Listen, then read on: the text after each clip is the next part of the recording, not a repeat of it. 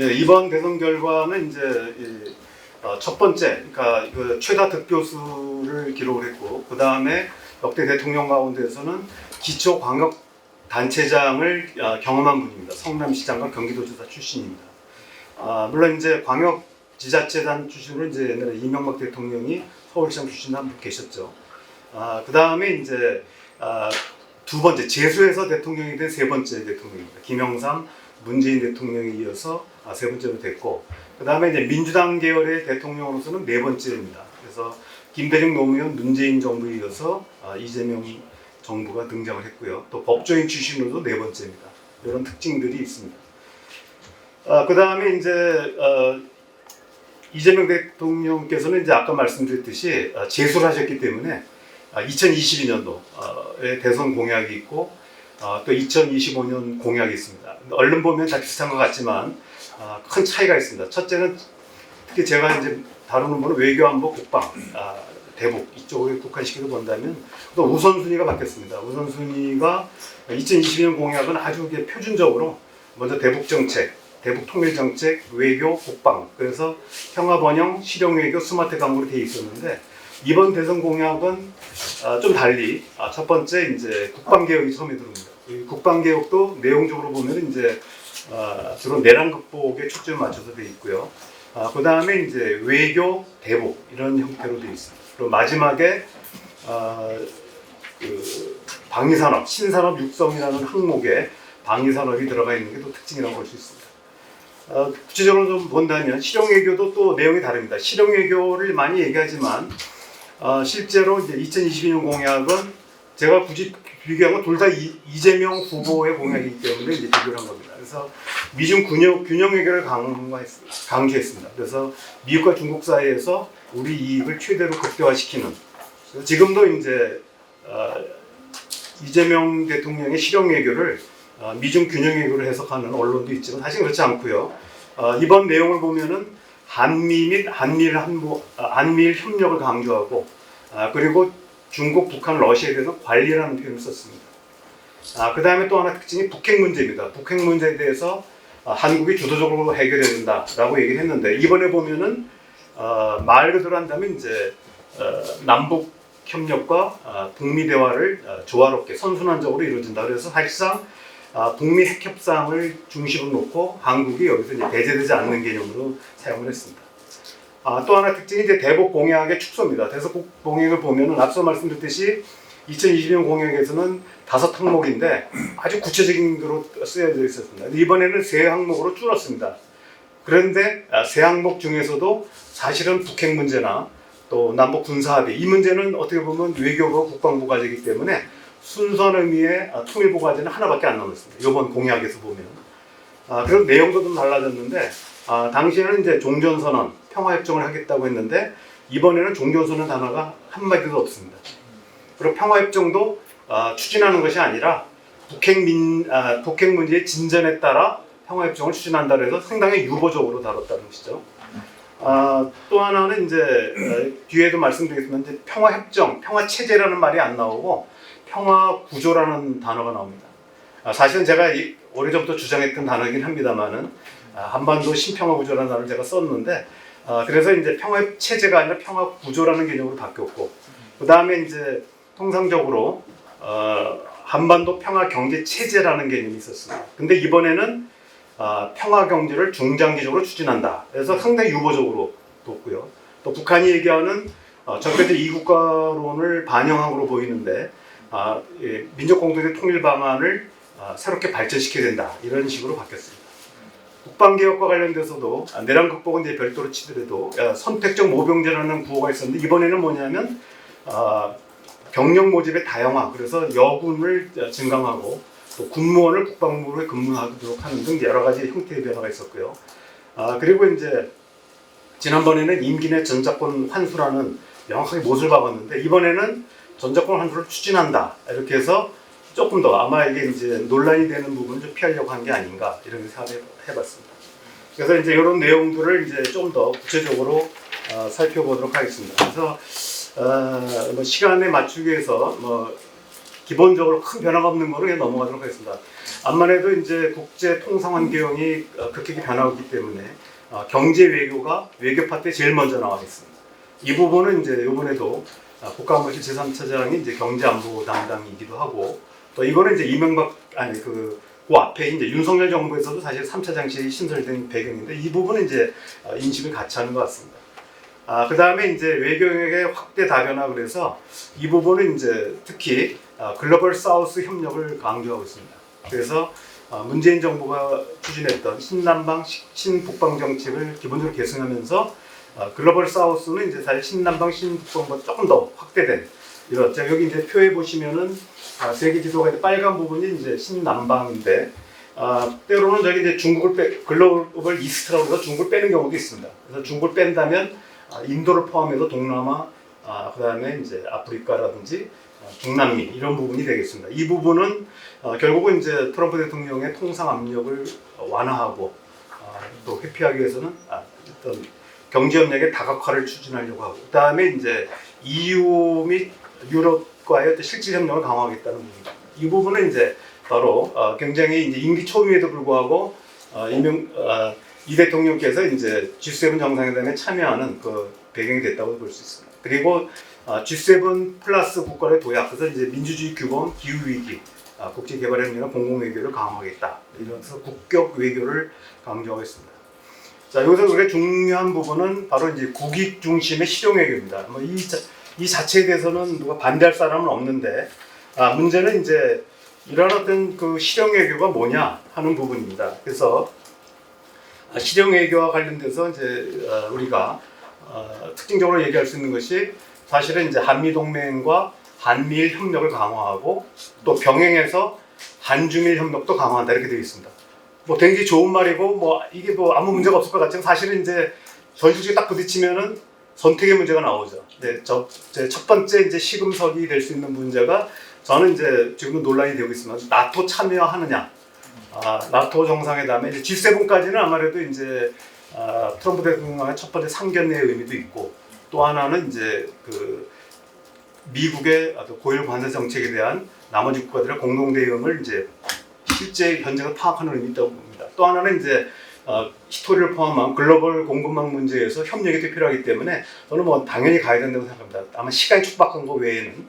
나토의 경우는 이제 아마 지금 새 정부 내에서도 논란이 되는 것 같은 게, 사실은 러시아가 우크라이나 침공한 가장 큰 이유가 나토의 그 동유럽 확대에서 기인하고 있고, 또 하나는 이제 나토가 지금 이제 한국, 일본, 호주, 뉴질랜드를 이제 파트너십 국가로 초청했는데, 여기서 이제 중국과 러시아, 북한이 굉장히 민감하게 생각하고 있고요. 나토의 아시아 확대 문제와 관련돼서 민감하게 생각하고 있기 때문에, 이 문제가 첫 번째, 아까 말씀드렸듯이 한미일 안보 협력과 또는 이제 한중일 포괄적 협력의 어떤 시금석이 되겠다라고 생각을 합니다.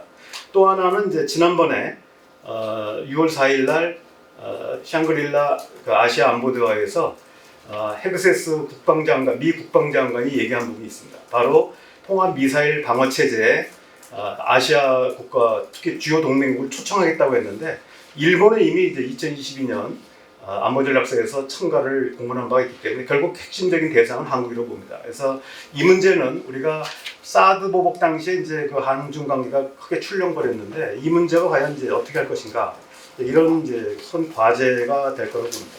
일본과의 관계에서는 뭐 생각보다 큰 문제 없이, 특히 이시바 총리 같은 경우는 과거사 문제에 대해서는 한국 입장을 굉장히 이제 호응하는 입장이고, 과거사 문제에 있어서는 이제 야스쿠니 신사 참배에 반대하고 있고, 관료들의 또 하나는 이제 피해자인 한국이 동의할 때까지 계속적인 사과를 해야 된다는 입장을 취하고 있습니다. 그래서 과거사 문제에 있어서는 아직까지 완전히 해결된 건 아니지만, 저는 이제 특히 쟁점이 강제동원 피해자 문제인데, 이 문제에 대한 대안이 마련될 때까지는 아마 기존의 3자 변전을 이제 유지할 거라고 봅니다. 그러니까 과거 문재인 정부 같은 경우는 이제 위안부 합의를 먼저 깨고 다시 이제 안을 만들려다가 굉장히 어려움을 겪었습니다. 한일 관계가 굉장히 출렁거렸고, 또 일본 측에서는 이제 합의를 깼다고 강하게 반발했는데, 물론 이거는 이제 제3자 변제는 합의 깬 건 아닙니다. 합의는 아니기 때문에 관계는 없지만, 그럼에도 불구하고 자칫 한일 관계를 이제 악화시킬 요인이 있기 때문에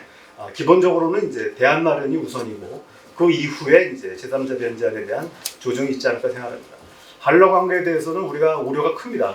바로 북한군이 러시아 파병을 하고 있고 러우 전쟁이 아직 안 끝났기 때문에 북한군이 여전히 지금 이제 러시아에 남아 있는 상태입니다. 그런 상태에서 한러 관계를 어떻게 관계를 설정할 것이라는 부분인데 바로 이제 안정적 관리라는 표현을 썼는데 저는 이제 이 러우 전쟁이 끝나면 조기에 한러 관계를 강화시킬 필요가 있다고 생각합니다. 그래서 우리가 이제 과거의 경험을 보면은 북한과 중국이 지금도 여전히 조정 우호협력 조약에서 동맹 조약이 있습니다. 그러나 한중 관계가 심화되면서 사실상 사문화됐거든요. 아직 남아는 있지만 사문화가 됐습니다. 마찬가지로 한러 관계에 대해서 우리가 사실상의 북러 조약을 사문화시키기 위한 노력이 필요하다고 생각하고 그 부분은 바로 한러 관계를 심화시키고 또 경제협력을 다각한다면 저는 이제 크게 북한과 러시아의 군사협력 관계라든지 또 이런 어떤 북러 조약도 한마시킬 수 있다라고 생각합니다. 한중 관계에서는 이제 여러 가지 어려움이 있는데 이 공약에도 보면은 중국 어선의 불법종에 강력히 대응하고 해양 주권을 수호하겠다고 나와 있습니다. 실제로 이 부분은 저는 이제 중국발 지정학 리스크 요인이라고 보는데 이런 부분은 이제 이뿐만 아니라 중국이 지금 남중국해에 대한 구단선을 설정해서 사실상 영해화하려고 했고 또 동중국해에 대해서는 제1도련선, 제2도련선 그래서 우리의 해상교 통로가 위협받는 게 사실입니다. 그래서 지금 지난 2023년 8월 캠프 데이비드 정상회담에서는 중국의 해양 패권을 견제할 목적으로 한미일 해양 안보협력 프레임워크를 창설하기로 했고 지금 정례적인 군사훈련을 하고 있습니다. 해양 연합훈련을 하고 있는데 저는 이제 이런 부분들이 결국은 사실상 중국에 대한 해양 공세의 성격을 띠고 있는 이런 연합훈련보다는 오히려 중국이나 아세안 국가들이 참여하는 동아시아 해양 안보협력 회의를 창설해서 저는 이제 이런 문제들을 해결해 나가야 된다고 봅니다. 그래서 갈등의 바다를 포용의 바다, 협력의 바다로 바꿔야 된다고 생각합니다. 제가 이걸 넘기는 걸 너무 안 했네요. 그 다음에 이제 우리가 뭐 안보 체제 이런 부분들은 이제 뭐 일반적인 얘기가 넘어가고요. 국방 공약에 대해서 보도록 하겠습니다. 이 국방 이제 공약은 이제 그대로 요약을 했고요. 지금 계엄 권한에 대한 민족 통제 방안을 마련하기로 했고 지금 제일 첫 번째 사업으로서 사실 문재인 정부도 공약을 내걸지 못했던 부분이 국방장관을 이제 민간인을 기용하는 부분인데 아마 이거는 이제 첫 번째 임기서부터 할 거로 보고 있고요. 여러 가지 계엄에 대한 엄격한 제한 이런 부분이 있습니다. 그리고 이제 군 정보기관의 개혁 이런 부분들에 대해서는 뭐 우리가 쉽게 동의할 수 있는 부분이기 때문에 특별히 이제 이견은 없고요. 전시작전 통제권 환수라는 단어가 하나 나옵니다. 이 여러분들 자료에는 이제 흑백으로 나와서 그렇지만 칼라로 보면 이제 파랗게 보이는 게 이제 공약 내용이고 여기 이제 짙은 고동색으로 나온 거는 이제 제가 쓴 겁니다. 그래서 실제로 전시작전 통제권 조기 환수 이번에 환수를 추진한다고 나왔긴 했는데 이번에 이제 미국의 이 국방 정책을 보면은 잠정 국방 전략 지침이라든지 이런 데서 보면은 이제 기본적으로 작전 통제권을 한국에 돌려줄 가능성이 매우 높다고 봅니다. 그렇기 때문에 저는 이제 일단은 지금 나오는 것이 주한미군의 역할 확대, 그래서 전략적 유연성으로 갈 것인지 아니면은 일부 나오는 것이 4,000명 정도를 간축해서 이전 재배치하는 문제가 나오고 있는데 사실 아마 이전 재배치한다면 월스트리트저널에서는 괌으로 얘기하고 있지만 제가 볼 때는 실제로 괌으로 이동했다가 결과적으로 이제 필리핀으로 올 거라고 봅니다. 그래서 이런 부분에 대한 입장, 그 다음에 이제 우리가 기본적으로 우려하는 부분은 방위비 분담금의 증액, 현재 10억 달러 정도에서 뭐 100억 달러로 10배 가까이 올려달라고 얘기를 하고 있는데 최근에 나온 얘기는 국방비를 오히려 증액하라. 우리는 현재 그 GDP의 2.5%를 쓰고 있는데 최근에 지금 나오는 얘기를 보면은 5%까지 늘려야 된다라고 얘기를 하고 있습니다. 일본 같은 경우는 겨우겨우 맞춰서 이제 2%까지 2027년까지 목표를 삼았는데 이걸 다시 5%까지 늘려야 된다고 일단 주장하고 있는데 이거는 뭐 실제로는 이제 어느 부분을 선택할지 두 개 다 요구할지는 아직 미지수입니다. 아직까지 미국 트럼프 행정부가 출범한 이후에 공개적으로 요청한 바가 없기 때문에 이 부분은 우리가 정부 차원에서도 아직 로키로 지금 대응하고 있다고 봅니다. 그러나 전작권이 환수가 추진된다면 아마도 올해는 어렵습니다. 8월 달에 이제 그 제 3단계 원래 1, 2, 3단계를 해야 되는데 1, 2단계는 이제 끝났고요. 3단계만 남았는데 이게 이제 임박하기 때문에 8월 달에 보통 이제 이 검증 평가를 하는데 8월 달에 하긴 시간이 너무 촉박해서 아마도 내년 정도로 한다면 내년 12월 1일 정도가 가장 빠른 시길 내에 전작권 환수가 될 거라고 보고, 이렇게 되면은 이제 기존의 한미연합사 사령관이 미군 사성장군에서 한국군 사성장군으로 바뀌게 됩니다. 근데 단순한 그걸로의 변화가 아니라 이렇게 되면 이제 우리의 군 체계도 바뀌게 됩니다. 그래서 상부 지휘 구조가 바뀌어야 되고요. 또 하나가 이제 유엔 군사령부의 적정 규모화라고 얘기하는데, 이미 이제 유엔사는 2018년에 재활성화는 끝났고 2019년부터는 적정 규모화라고 그래가지고 이미 윤석열 정부 하에서 한국이 유엔사에 가입하는 문제가 논의가 되고 실질적으로 참모진이 파견이 돼 있는 상태입니다. 근데 이렇게 되면 이제 여러 가지 문제가 생깁니다. 왜냐하면 한국군이 결과적으로는 이제 형식적으로는 한미연합사가 우리 사성장군이 작전 통제권을 가지고 있다고 얘기하면서도 거꾸로 유엔사에서는 또 한국군이 또 유엔사, 결국은 미국 사성장군의 지휘 통제를 받는다는 모순적인 상태에 빠지기 때문에 이 문제를 이제 해결해야 된다고 생각합니다. 이런 문제들이 이제 사실은 이렇게 숨겨져 있지만 굉장히 많은 국방 과제들이 남아 있다고 봅니다. 그 다음에 아까 말씀드렸듯이 이제 어업협정 이행 강화와 해양 주권 수호인데, 이 공약사항에서 보면 주로 이제 중국 어선의 불법 조업에 대해서 나와 있지만 사실 이제 또 하나의 관건은 2016년부터 한일 어업협정이 지금 중단된 상태입니다. 그래서 우리가 일본 해역에서 지금 배타지 경지수역 중간 수역에서 어로 활동이 중지된 상태인데, 이 서울에서 잘 안 들려서 그러지만 부산이나 이쪽에서 어업계에서는 난립니다. 계속 하는데 아쉽게도 공약에도 안 들어가 있습니다. 또 하나는 6월 22일이 이제 시한인데 우리가 제7광고로 알려져 있는 대륙봉 공동개발대 연장 문제입니다. 그래서 만약에 6월 22일까지 연장이 안 되면 그야말로 이제 2028년 자동 이제 해제가 되는데, 이렇게 되면은 이 해역이 물론 일본으로 넘어가는 건 아니고요. 한중일 간의 신겨루기 상태에 들어갈 수밖에 없습니다. 그래서 지금 그 미국에 있는 이제 일부 전문가, 특히 이제 국회의원이 얘기한 부분은 이제 제7광구 협정을 연장하고 여기 미국이 참여함으로써 한미일 3자 공동 개발을 하자라는 벨라 아미 의원의 제안도 있습니다. 근데 아직까지는 이제 크게 공론은 안 된 상태고요. 그다음에 이제 아까 말씀드렸듯이 동중국해와 남중국해에서 이 중국이 얘기하는 해양 패권 전략에 대해서 미일이 주도하는 항행의 자유 작전, 여기에 이제 한국에서 참여하라고 요구를 하고 있는데, 이렇게 되면 굉장히 이제 충돌의 가능성이 있습니다. 그래서 아까 말씀드렸듯이 이 부분을 배타적 해양 질서에서 포용적 해양 질서의 전환이 필요하다. 그래서 동아시아 해양 안보협력 회의를 창설해서 우리 제주 국제평화센터 내에 상설 사무를 설치하는 것이 어떤가 하는 부분이고요. 이렇게 되면은 쉽진 않지만 적어도 5년 동안 쭉 추진해 나간다면 적어도 우리의 이제 해상교통로 문제는 해결될 수 있지 않을까 생각합니다. 그 다음에 대북공약 부분은 이제 우리 뒤에 정일용 교수가 하시기 때문에 제가 따로 발표는 안 하겠습니다. 그래서 우리가 이제 다만 얘기한다면 북한이 적대적 이국가 관계를 제기했는데 이걸 어떻게 대응할 것인가 하는 문제가 있고, 또 하나는 아까 제가 말씀드렸듯이 평화체제라는 단어가 빠진 대신에 평화구조라고 새로운 용어가 등장했는데 이 부분을 어떻게 처리할 것인가. 또 하나는 이런 평화구조가 제대로 작동되기 위해서는 주변국의 4개국 교차 승인이 필요하다고 생각합니다. 교차 승인 문제는 이제 김대중 대통령이 얘기하셨던 4개국 안보 보장론하고 동일한 개념을 연장해서 얘기할 수 있고요. 이 문제에 대해서 우리가 좀 더 이제 검토가 필요하다고 생각합니다.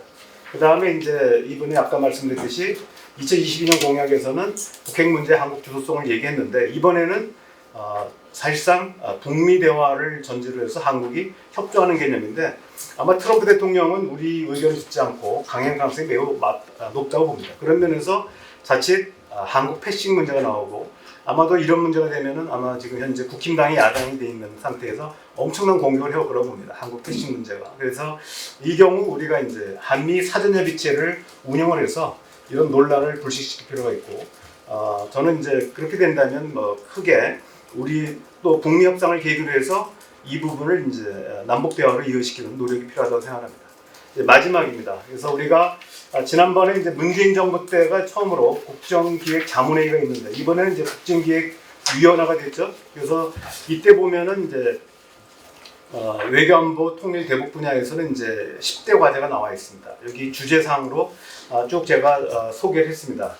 다만 이제 전략적 경제협력 부분은 외교 분야에 들어가 있지만 산업부 과제로 들어가 있는데 5개씩 이제 딱 맞췄습니다. 아마도 이번에 하게 되면은 우리 홍영익 박사가 이제 여기 분과장으로 돼 있는데 아마 이런 식으로 해서 정리가 될 거라고 봅니다. 그래서 제가 볼 때도 국방개혁과 튼튼한 안보, 평화 구조의 정착, 체제가 아닙니다. 구조, 그 다음에 국익군사 실용계획으로 해서 아마 이런 부분들이 5개씩 이렇게 짝을 맞춰서 이루어지지 않을까 생각하고요. 저는 이제 중요한 부분은 우리가 이제 사실은 국익 중심의 실용외교, 뭐 이거는 뭐 반대할 사람이 아무도 없는데 실용외교라고 하는 것은 내용은 아니거든요. 어떻게 유연하게 한다는 개념인데 문제는 국익을 어떻게 실현할 것인가. 저는 이런 부분들은 결국은 이번 이재명 정부의 외교안보 사령탑의 역량이 달려 있다고 봅니다. 그래서 이런 부분을 효율적으로 잘 관리해 나간다면 말 그대로 명실상부한 그러니까 실용 외교의 어떤 진면목을 보여줄 수 있는 반면에 아까 말씀드렸듯이 당장 이제 나토 정상회담의 참가 문제, 그 다음에 미국이 주장하는 이른바 대중 견제망, 포위망에 한국이 어떤 입장을 취할 것인가 이런 부분들에 대해서 상당히 이제 해답을 내야 되는 이런 과제를 안고 있습니다. 지난번에 헤그세스가 얘기했던 게 우리가 통상 얘기하는 안미 경중에 대해 경고를 했습니다. 안보를 미국에 의존하면서 경제를 중국에 협력하겠다는 자세는 용납할 수 없다라고 경고를 했는데 뭐 우리 이제 정부는 과거에 한때는 이제 26% 대중무역 의존도가 26%에서 지금 20%까지 떨어졌습니다. 그래서 저는 뭐 안미 경중은 아니고 이미 안미 경세로 경제는 세계로 이미 방향을 바꿨기 때문에 그 자체에는 큰 문제는 없다고 봅니다. 방향에 있어서는. 다만 이제 세부적인 문제에서 어떻게 이견을 조절할 것인가 이런 것이 이제 새 정부의 과제라고 생각합니다. 이상 마치겠습니다.